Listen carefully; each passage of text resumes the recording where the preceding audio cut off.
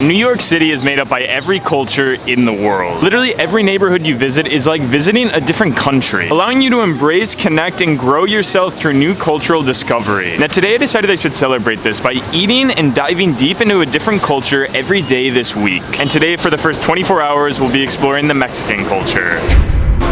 10 a.m. and I am so pumped to start this challenge. Now there's two rules to this challenge. One, eat delicious street food, and two, be 100% open to trying new and different flavors. You see, this challenge is not just about eating street food, it's discovering different cultures, it's experiencing all that New York City has to offer. And with that said, I'm headed to a street vendor that has no name, just more of a title of the Tamale lady. Hola, ¿tienes cuál tamale?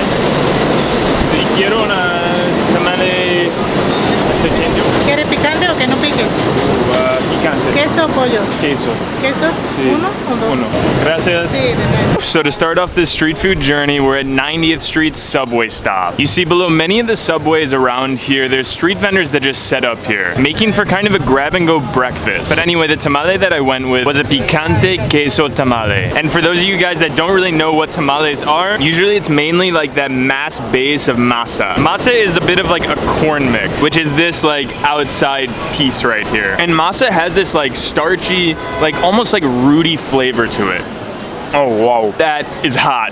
I went with the queso because it is breakfast. I wanted something a little bit, you know, rich in flavor, but a little bit light. But honestly, I have zero clue why I said yes to having a hot tamale. You just take a look in that tamale, it's literally packed, filled to the brim with queso and jalapenos. Like, it is not normal for a tamale when you put your fork in to have cheese just coming up. Something that I'm also impressed on this dish is that corn outside. You see how masa gets a lot of its flavor is from that corn outside husk. Everything is wrapped together like this, and then it gets steamed. And then after the steaming, it reaches its amazing flavor, which is what we're eating now. The finding that I have from this food this morning is I have another reason to move to Queens. Lunch and street food are two things for me that go hand in hand together. It's usually the most populated hours for street food vendors, making for the biggest variety of street food all throughout the day. And when it comes to Mexican street food, there's one street vendor that stands out from literally all the rest, serving up one of the most unique and also delicious foods I've ever seen. Sí, quiero una torta Pumas.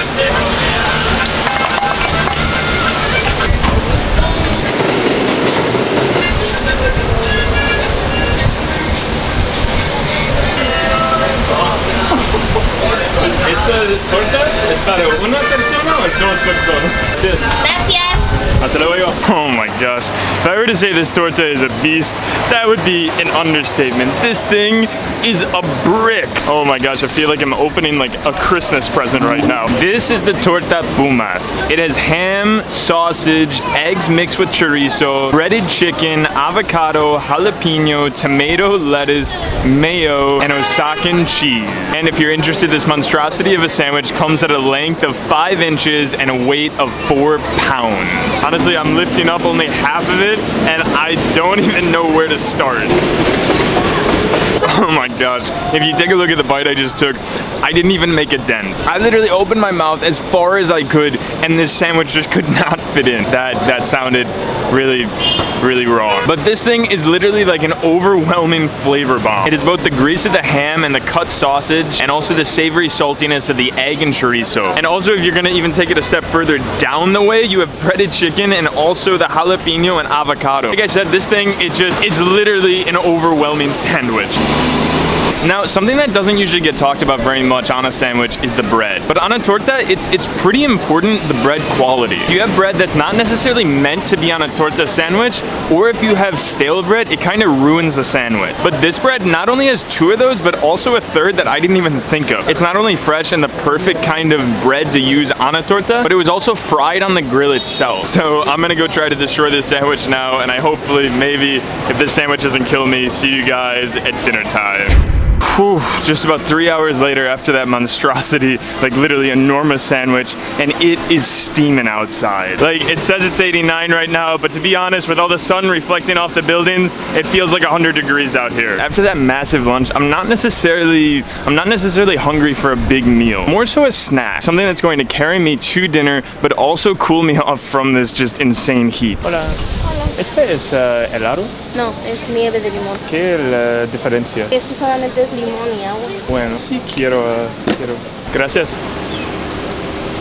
Oh, that already makes me feel so much better. Something that the Mexican culture does super well in street food is having those things that cool you down but also fill you up a little bit before dinner. And what I went with here was the nieve limon, which is basically lemon juice, ice, and sugar.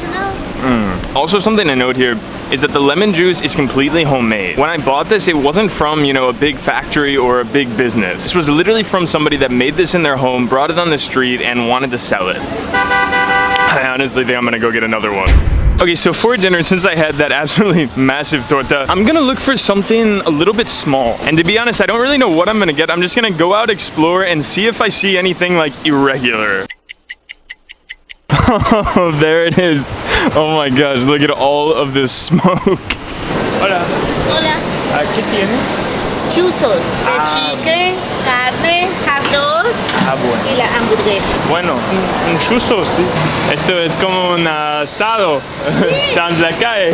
Barbecue. Gracias. Okay, so for dinner, I wanted to get something that was 1, in the Mexican culture, 2, more of a lighter meal, and 3, a super cool street vendor experience. See, in Manhattan, the regulations are a little bit tighter, but here in Queens, things tend to fly a little bit easier. Like having a barbecue on the middle of a street in New York City. I'm pretty sure that's not allowed. But anyway, the food that I went with was a chuzo de carne, which is basically a meat stick prepared in the Mexican way.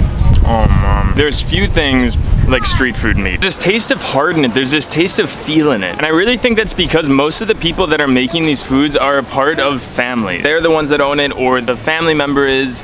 It feels more personal. And also something that's super special about Mexican chuzos is the char on there. Literally the entire thing has a perfect char around it. Combining that with the barbecue sauce, it makes for just like a perfect, literally perfect dinner.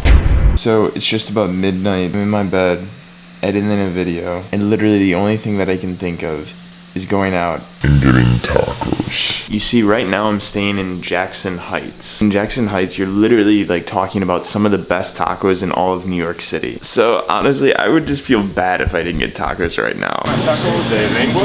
Uno. Sí.